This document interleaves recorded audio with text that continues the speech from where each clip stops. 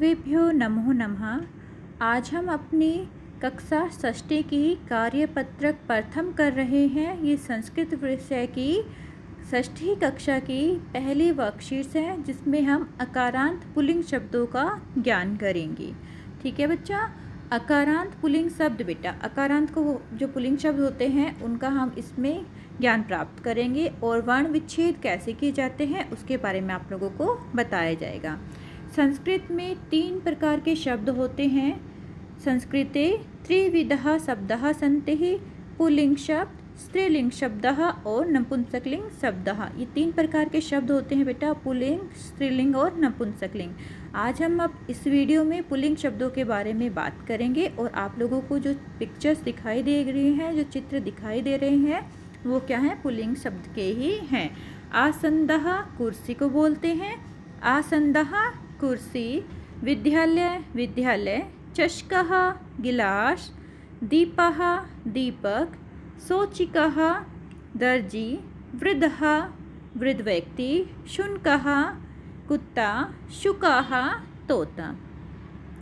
अब आप लोगों ने इसमें बेटा एक चीज़ नोट की गई होगी कि सबके पीछे क्या है, विसर्ग आ रहे हैं। विद्यालय है, चषकः, दीपः, शोचिकः, इन सब के बाद क्या आ रहा है, जो भी शब्द हमने लिखे हैं उनके बाद विसर्ग आ रहे हैं और आहा की साउंड दे रहे हैं। ठीक है, किसकी साउंड दे रहे हैं, आहा की साउंड दे रहे हैं। तो जो शब्द आहा की साउंड देते हैं उन्हें पुल्लिंग शब्द बोलते हैं। ये चीज़ ध्यान रखना आप, जो शब्द आहा का उच्चारण करते हैं उन्हें पुल्लिंग शब्द बोलते हैं।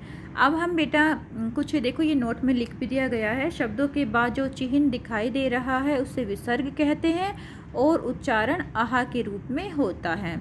जो हमारे पास विसर्ग है उसका उच्चारण आहा के रूप में होता है। जैसे विद्यालय है, विद्यालय का मूल शब्द क्या हो गया, विद्यालय। अब हम इसका वर्ण विच्छेद कैसे करेंगे, वा ई वी, वा ई वी, वा में बेटा हलंत आएगा और ई आएगी। ठीक है, क्योंकि हर शब्द के साथ स्वर जुड़ा हुआ होता है, हर व्यंजन शब्द के साथ स्वर जुड़ा हुआ होता है ना। तो अब जो वी बना है वो कैसे बना है, वा धन ई, यहाँ पे वा के नीचे हमने हलंत लगाया है। ये हमेशा याद रखना है कि हमें हलंत लगाना है। ओके बेटा, क्योंकि हम इसको स्वर रहित कर रहे हैं इसलिए इसमें हम हलंत लगा रहे हैं। क्योंकि हमने देखो वा धन ई अब अलग कर दिया ना, इसलिए हमने इसमें वा के नीचे हलंत लगाई। ये बात ध्यान रखना। ऐसे ही ध, जो ये ध है बेटा वो दा और या से मिलकर बना हुआ है। जो ये ध होता है ना बेटा वो किससे मिलकर बना होता है, दा और या से मिलकर बना हुआ होता है। ये संयुक्त हमारे पास व्यंजन होता है। तो अब हमने दा और या से मिलकर इसको बना दिया और आ हमारा स्वर लिख दिया। अब ऐसे ही ला जो है, ला को भी हम कैसे लिखेंगे, ला धन आ, या को कैसे लिखेंगे, या धन आ। और हमें क्या ध्यान रखना है, हमेशा इसके नीचे विसर्ग लगाने हैं, हलंत लगाना है। ऐसे ही दीपह को क्या बनाएंगे, दा धन ई दी, पा धन आ पा।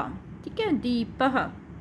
बालकः मूल शब्द बालक होता है तो इसका क्या बनाएंगे, बा धन आ बा, ला धन आ ला, का धन आ का। क्या बन गया, बालक। अब देखिए आप लोगों ने क्या देखा है, इन सब के जो अंत में है क्या आ रहा है, आ रहा है। और अभी मैंने आपको बताया था जिसमें जिस शब्द के अंत में आकार आता है, जिस शब्द के अंत में आकार आता है अर्थात आ आता है, उन्हें हम अकारांत शब्द कहते हैं। ठीक है बेटा, शब्दानाम अन्ते अकारः अस्ति अतः अकारान्तः सन्ति, वो अकारांत शब्द होते हैं। अब हम आगे करते हैं। यहाँ से आप लोगों को बिल्कुल क्लियर हो जाएगा। देखिए अब यहाँ पे चषकः अह आ रहा है, छात्रः अह आ रहा है, गायकः अह, बालकः अह, अर्थात जो हमारे पास अकारांत पुल्लिंग शब्द है उनके पीछे हमें कौन सी ध्वनि सुनाई दे रही है, आहा की। अकारांत पुल्लिंग शब्दानाम अन्ते आहा इति ध्वनि श्रूयते है। अब वाक्य के प्रयोग हम देख लेते हैं। वाक्य में जो प्रयोग है देखिए, कौन पढ़ रहा है तो क्या बोलेंगे हम, कहा पठती। कौन पढ़ रहा है, कहा पठती। कौन पढ़ रहा है तो आंसर क्या आ जाएगा, बालकः पठती, बालक पढ़ रहा है। ठीक है, हमारा जो हमारा कर्ता होता है वही हमारी क्रिया होती है। कर्ता एक वचन का है तो क्रिया भी हमारी पठती एक वचन की ही है। कहाँ लिखती, कौन लिख रहा है? छात्रः लिखती, छात्र लिख रहे हैं। कहाँ गायती, कौन गा रहा है? गायकः गायती, गायक गा रहा है। तो बेटा जितने भी ये एक वचन के वाक्य हैं सारे, ठीक है, और इन शब्दों के पीछे क्या आ रहा है? आहा आ रहा है। और जो हमारी क्रियाएं हैं, क्रिया के अंत में क्या आ रहा है? ती ती ती, ठीक है। आप लोगों ने नोटिस किया होगा, गायती, लिखती, पठती, तो हमारे जो क्रिया है वो क्या है? इसके अंत में हमें क्या दिखाई दे रहा है? ती दिखाई दे रहा है। तो जो ऊपर लिखे गए ये सभी जो वाक्य हैं बेटा, ये एक वचन के हैं और इनके अंत में आहा और क्रिया के अंत में ती दिखाई आप लोगों को दे रहा है। जैसे बालकः, छात्रः, गायिका, ये हमारा कर्ता होंगे। ये हमारे सब क्या होंगे बेटा? कर्ता। ये क्या है? हमारे कर्ता। और ये हमारी पठती, लिखती और गायती क्या है? क्रिया। तो मैंने अभी जस्ट आपको बताया है, जो हमारी क्रिया होती है वो हमारे कर्ता के अनुसार होती है। कर्ता हमारा एक वचन का है तो क्रिया भी हमारी एक वचन की ही होगी। ओके बेटा, अब ये थोड़ा सा हम अभ्यास कर लेते हैं। अब आपको क्या करना है, जो अकारांत शब्द हैं उन पे आपको गोला लगाना है। अब आप देखोगे कि अकारांत शब्द कौन से हैं। महिला नहीं है, वृद्धा नहीं है, युवकः, युवकः है। अभी जस्ट मैंने आपको बताया है, जिसके पीछे आहा की आपको ध्वनि सुनाई दे आप उसको अकारांत शब्द समझें। तो दर्पणः, दर्पण में भी है। ओके, शिक्षकः ये भी आ जाएगा हमारे पास, आसंदः भी आ जाएगा, वेदई भी आ जाएगा। तो ये सारे शब्द हमारे क्या हैं बेटा? अकारांत पुल्लिंग शब्द हैं। अब आपको ये वर्ण विच्छेद करने हैं। अब ये कार्य आप स्वयं करना। गायकः, अब गायकः का कैसे लिखेंगे हम वर्ण विच्छेद? गा, फिर उसके बाद नीचे क्या लगाएंगे? हलंत, और फिर हमारे पास क्या है? स्वर आ। तो ये क्या बन गया? गा बन गया। फिर हम क्या लगाएंगे बेटा? या, ठीक है। या के नीचे हम क्या लगाएंगे? हलंत, क्योंकि हमने इसको अलग कर रहे ना। फिर हमारे पास क्या लगाएंगे हम? आ।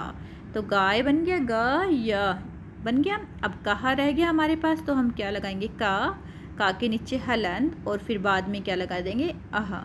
तो ये हमारे पास क्या बन जाएगा? गायकः।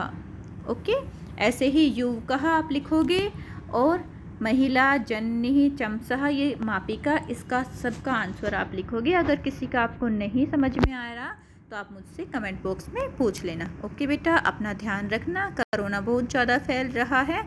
ओके जी।